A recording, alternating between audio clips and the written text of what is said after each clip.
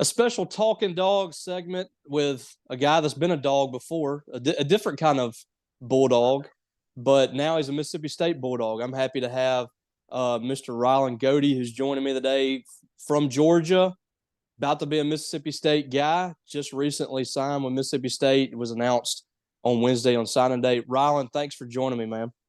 Robbie, thanks for having me on, brother. It's gonna be a good time. Ryland is excited because he's got a fellow guy with a flow on here, and I'm excited for that as well. His is a little Oh, bit different than mine, but I mean, we're brothers of the same cloth. heck yeah, bro. You know it. So, Ryland, I want to kind of get your thoughts on how all this transpired coming to Mississippi State. I mean, you're coming off a national championship and obviously playing with, and probably it might not even be debatable, the best tight end room in the country at Georgia, and you get an opportunity here to come to Mississippi State. Just walk me through how this transpired. How you ended up getting in touch with Mississippi State and eventually coming to Mississippi State to play football next year. Yeah, bro. That's a great question. It's kind of a long story, but it's pretty cool. So back in December, when my fiance graduated, around that time, we kind of knew that I was probably going to grad transfer. I was still wasn't set in stone on it, but just kind of had a feeling that that's kind of where the direction I was going to head in. Obviously, I was still locked in on the season, so I hadn't talked to anybody. I was in the portal. I was waiting to finish. She went ahead and graduated in December and entered the portal, and Mississippi State was the first school to reach out to her, actually. So she plays volleyball, or she did play volleyball at Georgia. So we were going to try and at least match up and see if it would work. If not, she was cool with not playing. But if it could match up, we were going to try and do that. And Mississippi State was the first school to reach out. And at that time, Coach Leach, with his unfortunate passing, was still the head coach. And so I was like, listen, baby, like, it ain't sorry, girl, they were in the air raid. Like, it's just one of the only schools where they just don't use tight ends. They don't have a tight end on the roster. And she was like, what? I was like, yeah. So she was super disappointed, but kind of kept in contact with them. And then everything happened, and Coach Barbe got hired, and then they were one of the first schools to reach out to me, and through Coach Friend. Coach Friend was there before Coach Barbe, so Coach Friend was the one reaching out to me, and just created a great relationship with him, and got in contact with the recruiting staff, and then kind of connected with volleyball. And we both did an OB together this past weekend. Loved it. Loved the staff. Loved Coach Barbe, and then told Coach Arnett I wanted to just go home, go over my notes, talk with my family, talk with Alexa, and then we made the decision and called him the next morning. Do you feel like that this is kind of divine intervention a little bit? I mean, you talked about Mississippi State reaching out first, and then Mike Leach didn't have a tight end on the roster. He wasn't the guy that's going to recruit tight ends, and everything just kind of falls into place. When Mississippi State needs a tight end, you're looking for a place to go play right away. Does this feel kind of like destiny, you think? Yeah, dude. So I mean, our faith is really important to us, me and my fiance, and so we were just praying the whole time that two things would happen. One, that God would take us somewhere where He could use us in the biggest spot for His glory, and two, that He would make that spot very clear. And so Mississippi State was just it kind of lined up along the way, and then there was a school that reached out to me the most, and so I was in contact with them the most out of anybody. And for like a week there, right before I went to the visit, and then to the end of the visit, no one else contacted me. It was interesting because I'd been in contact with multiple schools, and for that week, for those 5 or 6 days, no one contacted me except Mississippi State. So it was kind of like, all right, like this is definitely the place to be. Who else were you hearing from before then? A lot of G5 schools, and then mainly the ones I was really talking to were Maryland, Pitt, and then Mississippi State. Well, let's talk about your visit too. I mean, you got a chance to spend the weekend, of course, with your fiance, and I know she spent a lot of time with Julie Darty Dennis and the volleyball crew, and you got a chance to meet a lot of the coaches and I'm sure some of the players too on campus. What kind of stood out about that visit when you were here last weekend?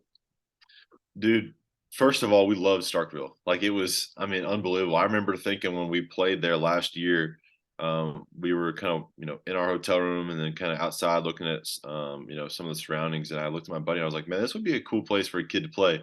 Not knowing at the time they needed tight end, I ended up being there. But we just loved the town. The food was unbelievable. Let me tell you what, dude, some of the restaurants are unreal. Um, but the people mostly, including the coaching staff and players, like, everybody was just so genuine. I got to hang out with Will and Forbes a good bit on Saturday, and just two really, really good dudes, and they were really awesome to me. And so it was the best part was the people, for sure. So at Georgia, I mean, you've been in quite possibly the best program in the country the last few years. Got a chance to play for, win a couple of national championships. Played for a great coach. What was that experience like the last 2 years? Just getting that opportunity to play at a program like that and win championships too. It's a great question. Not only 2 years, but the best, 4.5 years of my life. And I mean, Kirby changed my life by giving me that opportunity. And unfortunately, I was hurt a lot the first 2.5 years, and then just behind two studs. And so the coolest part about it was the selflessness of the team, right? There's only 11 guys on the field at one time, and so there's another 100 that don't get those snaps, and so getting to see just the hearts of the guys on the team and seeing guys, sacrifice themselves Monday through Friday that may not get an opportunity on Saturday. It was just really special to see the selflessness of this team the past 2 years. And both the years were different. The first year was more of like a feeling of excitement and like we did it, and the second year was like, all right, let's prove ourselves right, because there were people doubting us throughout the season. With the Tennessee game, and there were times where we came out of the Natty the first time, we were ranked I think third or fourth, maybe even fifth, and so we felt doubted the whole time. And so the first year was more of like that wow factor. The second year was more of like, we know we can do it, now let's just go prove everybody else wrong. And in that tight end room that we talked about, you have a guy in Brock Bowers that could probably play for just about any team in the NFL right now and play at a really high level. Darnell Washington, Eric Gilbert was there as well. Just how much did you grow and how much did you learn under that group? And they always say iron sharpens iron. I mean, what was that like being in that room day in and day out with guys that two or three guys possibly that are going to be NFL guys and playing at a very high level? Yeah, I mean, and you think about it, I've been in that tight end room every year since I've been there. The tight end has been drafted, that's been draft eligible. So Charlie Warner, Eli Wolf signed to a practice squad the next year. Trey McKitty gets drafted to the Chargers. Then you got who was the next year? Was it Fitz? Yeah, it was Fitzpatrick, my boy. He's my guy. And then Darnell, assuming this year gets drafted. Dude, I mean, just unbelievable. And each of them are so different and possess so many different skills that it was really cool just to be a part of each one of their journeys and pick up on different things from them. And I mean, dude, our tight end room last year with Eric, Darnell, Brock, I mean, Delp, who's going to be a stud, and then the two coming in this year for Georgia are unbelievable too. So it was really cool. And then you also talk about iron sharpening iron. We had 15 draft picks this past year, and so playing against those guys on defense, coming as a freshman, playing against Jermaine Johnson, Aziz, and all of them, Yeah. it'll wake you up a little bit. So I feel like I've practiced against the best for 4 years, and I'm excited to take what I've learned somewhere else. Let's talk about Kevin Barbay's offense. This is a shift from what Mississippi State was doing from a philosophy standpoint. And Zach Arnett talked about today that is really there's still some of the same concepts that they ran in the air raid, but a little different personnel. And by little, I mean a lot different personnel in a lot of ways. Likes to use the tight end a lot, wants that to be a big feature of the offense. What's your impressions after sitting down with him of this offense and of him as a guy and as a coordinator, and kind of where you fit and what Mississippi State wants to do moving forward? Yeah, it's with Coach Barbay and that offense, it was App State got to play in a lot of Thursday, Friday games, and so I got to see a lot of their games, and always loved seeing how much the tight end was involved, not just in the pass game, but the way he moved him around the box and slicing him across and doing all sorts of different things. And so we sat down, watched some film this weekend, and he kind of explained what he thought some of my strengths were, and then how he could apply that to the offense and his vision for it going forward. And so I'm very, very excited to just learn from them. They're such great ball minds, and so I'm just excited to learn from them. What's your impression on Zach Arnett and kind of what he's doing? I mean, he's a first year head coach, and um, this is new to him, but it seems like he's kind of fallen into place. He has a good plan of what he wants to do with his staff and recruiting and all that stuff. But from your perspective, sitting on campus with him for a weekend and getting to know him a little bit, I mean, what's your impressions on him? Stud, just an absolute dog, and you can tell he's got that dog in him. And so I'm excited to go play for him because, dude, he's got a fire inside of him, and he's going to bring special things. So let's talk a little bit. I'm a little scared. You're coming in with a nice podcast. We got a good podcast here, Thunder and Lightning. I'm feeling a little threatened. but we're going to plug your podcast. I want to hear all about it. What you guys talk about, and is this going to be something that continues moving forward, even with your move? I mean, tell me a little bit about your podcast. Well, I appreciate it, bro. Thanks for asking. I don't know what's going to happen moving forward. The vision for this started, from my mom actually, after the last national championship, because I was just telling her so many stories, and she was like, "You need to like tell people this stuff."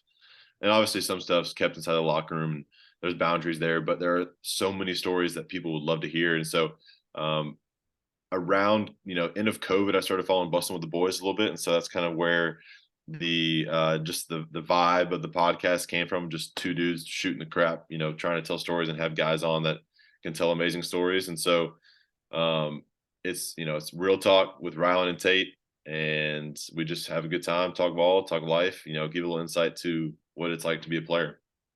I love it, man. So going into communication, you're about to graduate. What's your plan after football? Yeah, so I'll graduate with a degree in journalism and mass communication, and then a certificate in sports media and broadcasting. And then they had a communications master's at Mississippi State, but I was like, "Nah, I'm good. I'm done writing."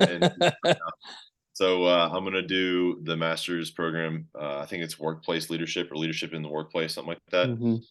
I want to coach. That's my goal, and eventually transition into color guy, broadcasting, play-by-play, whatever. Just something with football. So, I mean, a dream job would be like College Game Day, Yeah. but I want to be involved in the X's and O's for a little bit first. Well, hopefully you're able to do that, and you're not joining us in a couple of years, or maybe you can if you want to. We'd gladly take you. Heck yeah. I don't disagree with that at all. I didn't want to keep going to college either. I was ready to get started. It only took me 7 years to graduate, and I don't even have a doctorate. So, dude, they were like, listen, they were like, yeah, this is in person, this is in person, this is online. I was like, I'll take that one. Yeah, I don't blame you at all. Once you kind of have to balance football and class and all that stuff, I get it. Yeah. But anyway, man, I appreciate you. Congratulations on this. This is great. I'm looking forward to seeing you down here, getting to cover you a little bit. And I want everybody to go check out his podcasts and get a different kind of perspective, because I don't know how many people are doing that. I think that's really interesting from a player's perspective to kind of hear what you guys go through on a daily basis, some fun stories from behind the scenes. So I think that's cool. Thanks, brother. I appreciate it.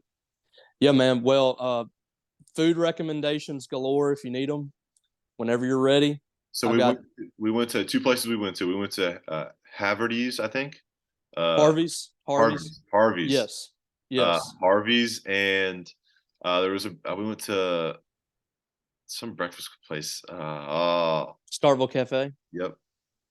That's a good spot. Unreal. It was really good. The grits there were insane. Oh yeah. I'm a big grits guy. Dude, me too. And they were I'm a big grits guy. Yeah. Dude, the sweet tea everywhere was unbelievable. Yes. Starville knows how to do sweet tea. You're in the heart of the South. Georgia, I think, can get a little iffy. It's right on the line. You're getting close to Florida. You're getting close to the East Coast a little bit. I mean, you're getting into dangerous territory there, but there is no question you're in the South when you're in Mississippi. Hey, no doubt about it, brother. It was awesome. Well, I will. I'll be glad to give you some recommendations when you get down here. We'll have to hook up when you get down, and I'll get you some good spots to eat breakfast, lunch, and dinner. Heck yeah, brother. I appreciate you. All right, man. Congratulations. That's Ryland Goede. He's Mississippi State's tight end right now. I think there might be a few other guys that might move around a little bit, but this is the guy right now. So looking forward to seeing you down here, brother. Thanks, brother. Looking forward to seeing you too.